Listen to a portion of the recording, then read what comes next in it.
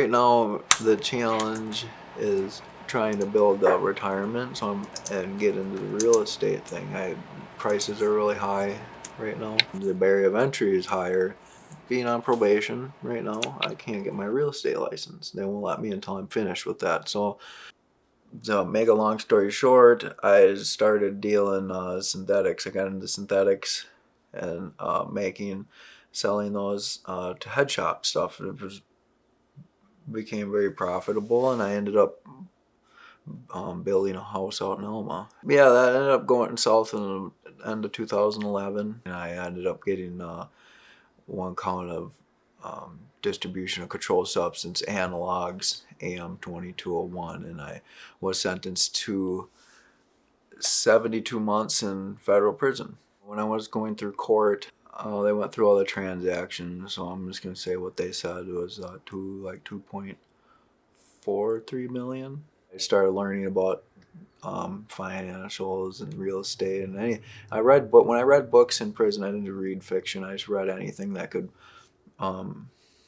support me mentally and moving forward, and anything that I could learn something from that was going to help me. With the real estate, when I got out, I just started networking, and I was in house arrest, so I couldn't get out and do a whole lot. So yeah, when I was in house arrest, I didn't get a lot of time or any time to drive around and look at houses. And when you're trying to look at stuff online, you're finding everything that's listed, and none of that stuff you're going to find a deal.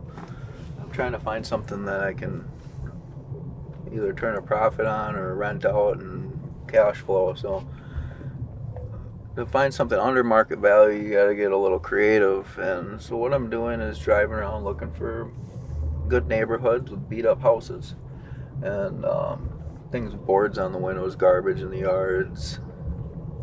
Maybe they got a lot of bushes and overgrown, things that look a little neglected. Maybe somebody isn't living there, owner, absentee owner.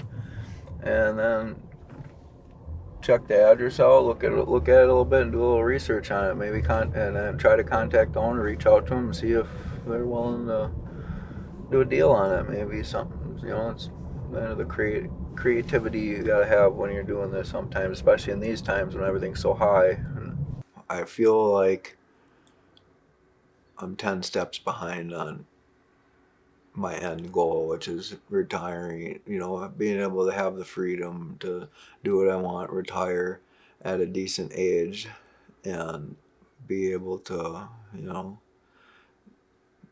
just live comfortably after I don't have to work anymore. Regardless of how busy you are, you still have to have a few things of your own.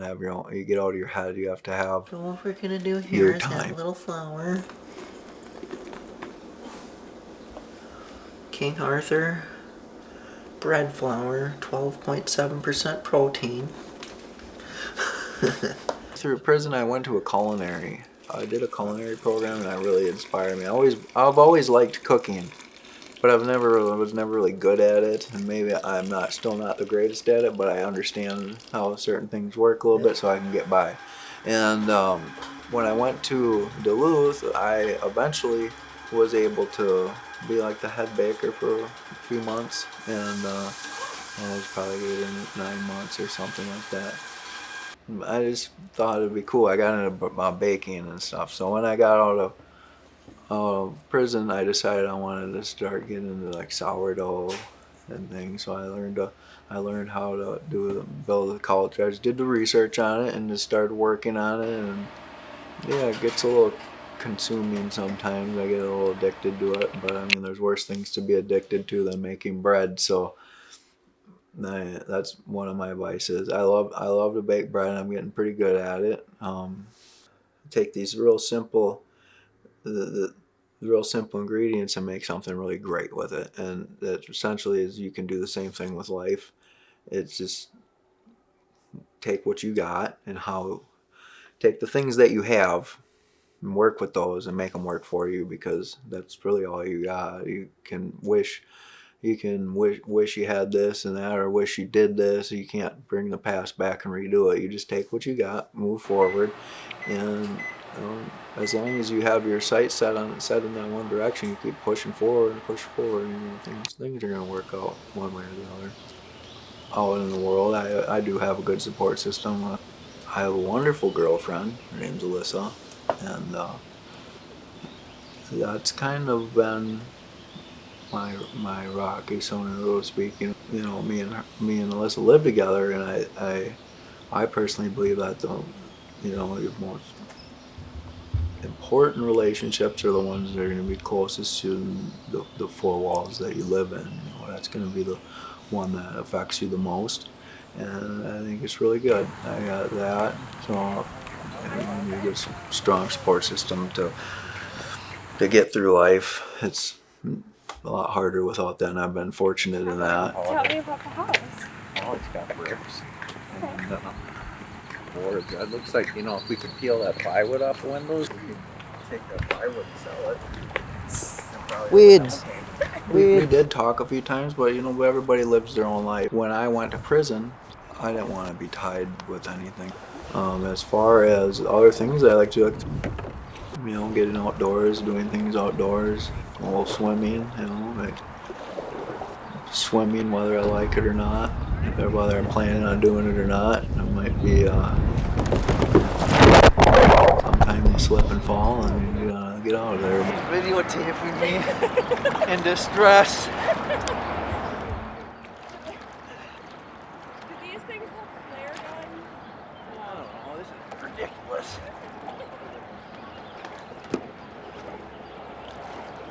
I specifically remember saying they don't tip over very easily. Safe to say you might need to change. Well, we only live a few months.